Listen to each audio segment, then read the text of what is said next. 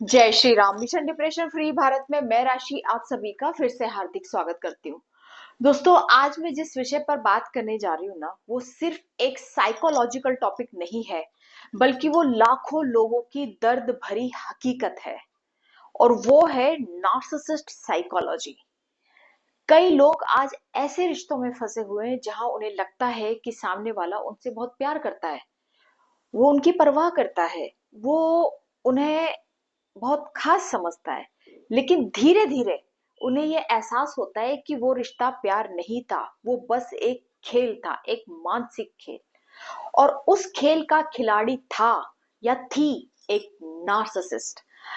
अगर आपकी जिंदगी में भी कभी कोई ऐसा इंसान आया है जिसने शुरुआत में आपको आसमान पर बैठाया हो, आपको ऐसा महसूस कराया हो कि आप उसके लिए दुनिया के सबसे खास व्यक्ति हैं, आप उसके लिए बहुत स्पेशल हैं और वो आपसे बहुत दिल की गहराइयों से प्यार करता है, सम्मान करता है आपका। और जब आपको वो ये सब महसूस कराता है तो आपको उस पर और उसके प्यार पर भरोसा हो जाता है और आप उसके हाथ में अपना हाथ दे देते हो। और फिर अचानक वही व्यक्ति आपको तोड़ने लगे, आपको नीचा दिखाने लगे, आपको इग्नोर करने लगे, आपको हर्ट करने लगे, आपकी भावनाओं की कोई कीमत ही ना समझे, तो संभव है कि आप एक नार्सिसिस्ट के संपर्क में रहे हो। आज की वीडियो आपके लिए आंखें खोल देने वाली हो सकती है, क्योंकि आज हम समझेंगे कि नार्सिसिस्ट आखिर होता कौन है और उसकी माइंड साइकोलॉजी क्या होती है, वो लोगों के साथ ऐसा व्यवहार क्यों करता है, और सबसे इंपॉर्टेंट बात, उससे खुद को कैसे बचाया जाए। सबसे पहले समझते हैं कि नार्सिसिस्ट आखिर होता कौन है। देखो, सामान्य भाषा में नार्सिसिस्ट वह व्यक्ति होता है जो खुद को दुनिया का सबसे महत्वपूर्ण इंसान मानता है, जो खुद को सुपीरियर समझता है और यह समझता है कि वह दुनिया का सबसे परफेक्ट इंसान है, उसमें कभी कोई कमी नहीं हो सकती, वह कभी गलती नहीं कर सकता। यानी वो अपने हर एक्शन, अपने हर बिहेव को सही ठहराता है।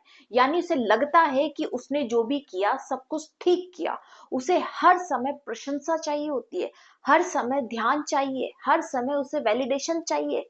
और यह एक ऐसी मानसिकता का व्यक्ति होता है जो दूसरों को दुखी देखकर या दूसरों को दुख पहुंचा कर या उन्हें हर्ट करके मनी मन संतुष्टि महसूस करता है, यानी खुशी महसूस करता है और खुद को वैल्यूएबल समझता है।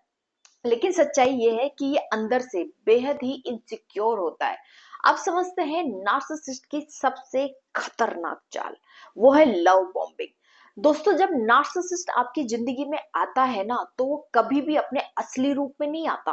वो शुरुआत में आपको इतना प्यार देगा, इतना अटेंशन देगा, इतना ध्यान देगा, आपकी तारीफ करेगा, आपको किसी न किसी तरीके से ये महसूस कराएगा कि वो आपको प्योर इंटेंशन से प्यार करता है। और ये सब देख कर या फिर महसूस करके आपको लगेगा कि आपको आपका सोलमेट मिल गया। लेकिन सच्चाई ये है कि ये प्यार नहीं है, ये एक टेक्निक है। इसे साइकोलॉजी में लव बॉम्बिंग कहा जाता है। वो पहले आपको भावनात्मक रूप से अपने ऊपर निर्भर बनाता है, ताकि बाद में वो आपको कंट्रोल कर सके। और फिर शुरू होता है असली खेल। जब उसे यकीन हो जाता है कि अब आप उससे भावनात्मक रूप से जुड़ चुके हो, यानी अब आप इमोशनली उससे कनेक्ट हो चुके हो, आप भी उसे प्यार करने लगे हैं, तब उसका व्यवहार बदलना शुरू हो जाता है।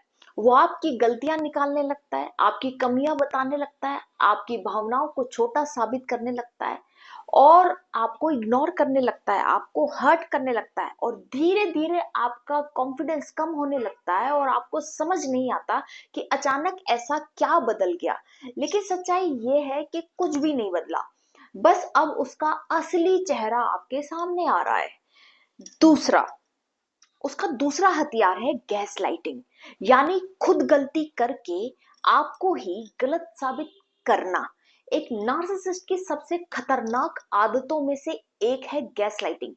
मान लीजिए उसने कुछ गलत किया, झूठ बोला, धोखा दिया, आपके साथ बुरा व्यवहार किया, आपको नीचा दिखाया, आपको इग्नोर किया, एंड टाइम पर प्लान कैंसिल किए, आपको हर्ट किया, आपको किसी दूसरी लड़की या लड़के से रिप्लेस कर दिया।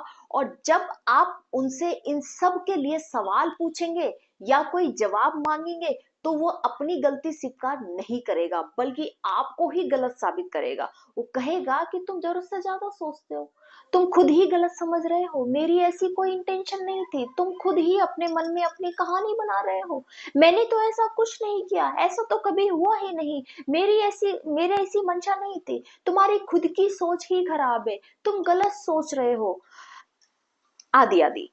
इसी तरह से तमाम बातें करके वो आपको ही गलत ठहरा देगा, लेकिन अपनी गलती कभी स्वीकार नहीं करेगा। वो कभी नहीं कहेगा कि हाँ मुझसे गलती हो गई और मैं आगे से ऐसा नहीं करूंगा या करूंगी, क्योंकि उसका ईगो उसे ऐसा नहीं करने देगा। और एक नार्सिसिस्ट का ईगो ही उसके लिए सब कुछ होता है। धीरे धीरे आप अपनी ही समझ पर शक करने लगते हैं, और यही नार्सिसिस्ट चाहता है, क्योंकि जिस व्यक्ति को अपनी खुद की समझ पर भरोसा नहीं रहता, उसे कंट्रोल करना और मैनिपुलेट करना बहुत आसान हो जाता है। अब समझते हैं कि एक नार्सिसिस्ट को आपकी खुशी से समस्या क्यों होती है। इस बात को बहुत ध्यान से समझिए। नार्सिसिस्ट चाहता है कि आप केवल तब तक ही खुश रहें जब तक आपकी खुशी उसके कारण हो। जिस दिन आप खुद से खुश रहना शुरू कर देते हैं या दूसरे लोगों के साथ खुश रहने लगते हैं, जिस दिन आप आत्मनिर्भर बनने लगते हैं, यानी आप इमोशनली इंडिपेंडेंट बन जाते हैं, या जिस दिन आप उसकी जरूरत महसूस करना बंद कर देते हैं, या जिस दिन उसे अपनी लाइफ से हटा देते हैं, यानी जिस दिन आप उसके बिना भी खुश रहने लगते हैं, उसी दिन उसे इनसिक्योरिटी महसूस होने लगती है। क्योंकि नार्सिसिस्ट प्यार नहीं चाहता, वो नियंत्रण चाहता है, यानी आपके ऊपर अपना कंट्रोल चाहता है। नेक्स्ट है, नार्सिसिस्ट कभी माफी क्यों नहीं मांगता। दोस्तों, एक मानसिक रूप से स्वस्थ व्यक्ति गलती होने पर माफी मांग लेता है। एक मानसिक रूप से स्वस्थ व्यक्ति दूसरों को दुखी देखकर खुश नहीं होता, लेकिन एक नार्सिसिस्ट के लिए माफी मांगना बहुत मुश्किल होता है। पूछो क्यों? क्योंकि उसके दिमाग में उसकी खुद की एक परफेक्ट इमेज बनी होती है, एक परफेक्ट सेल्फ इमेज बनी होती है। वो खुद को गलत मान ही नहीं सकता। अगर वो अपनी गलती स्वीकार करेगा तो उसकी बनाई हुई वो नकली महानता टूट जाएगी, यानी उसने अपने दिमाग में जो खुद की एक परफेक्ट सेल्फ इमेज बनाई हुई है वो टूट जाएगी। इसलिए वो अक्सर अपनी गलतियों की, अपने व्यवहार की, अपनी चालाकियों की और अपने एक्शन की जिम्मेदारी लेने से बचता है। सबसे दर्दनाक सच सुनो दोस्तों, अब मैं आपको इस पूरी वीडियो का सबसे दर्दनाक सच बताने जा रही हूँ। नार्सिसिस्ट आपको इसलिए नहीं चुनता क्योंकि आप कमजोर हैं, बल्कि वो आपको इसलिए चुनता है क्योंकि आप अच्छे हैं, आप भावुक हैं, आप वफादार हैं, आप लोगों को दूसरा मौका देते हैं, आप लोगों को आसानी से माफ कर देते हो, आप रिश्तों को बचाने की कोशिश करते हैं, और यही आपकी अच्छाई उसकी नजर में आपकी कमजोरी बन जाती है। अब सवाल उठता है, खुद को कैसे बचाएं। सबसे पहले उस व्यक्ति को बदलने की कोशिश मत करो, क्योंकि नार्सिसिस्ट तभी बदलता है जब उसे खुद अपनी समस्या का एहसास हो जाए। उसे यह एहसास हो जाए कि उसकी सोचने, समझने और व्यवहार करने के तरीके में प्रॉब्लम है, उसकी पर्सनालिटी में ही कुछ प्रॉब्लम है, और अक्सर उसे ऐसा एहसास होता ही नहीं है। दूसरा, अपनी सीमाएं तय कीजिए, बाउंड्रीज बनाइए। हर बात सहना प्रेम नहीं होता, हर बार माफ करना महानता नहीं होती, और हर रिश्ता बचाना जरूरी भी नहीं होता। तीसरा, अपने आत्मसम्मान को वापस मजबूत कीजिए।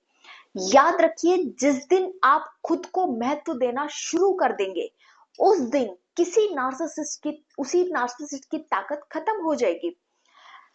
दोस्तों, अगर कोई व्यक्ति आपको लगातार दुख दे रहा है, कंसिस्टेंट दुख दे रहा है, आपको छोटा महसूस करा रहा है, आपकी भावनाओं का मजाक उड़ा रहा है, कभी डायरेक्ट तो कभी इनडायरेक्ट तरीके से आपको इग्नोर कर रहा है और आपके भावनाओं का मजाक उड़ा रहा है, और फिर भी अगर आप खुद को ही दोषी मान रहे हैं, तो एक बार रुक कर, ठहर कर थोड़ा सोचिए। शायद समस्या आप में नहीं है, शायद समस्या उस व्यक्ति की साइकोलॉजी में है। याद रखिए, सच्चा प्यार आपको तोड़ता नहीं है, सच्चा प्यार आपको डराता नहीं है, सच्चा प्यार आपको खुद से नफरत करना नहीं सिखाता।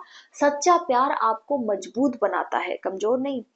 आपका आत्मसम्मान अपना आत्मसम्मान कभी किसी के पैरों में मत रखिए, क्योंकि जो व्यक्ति आपकी कीमत नहीं समझता उसे आपकी मौजूदगी का अधिकार भी नहीं होना चाहिए, और ना ही वो आपके सच्चे प्यार को डिजर्व करता है। आज के लिए इतना ही। जय श्री राम।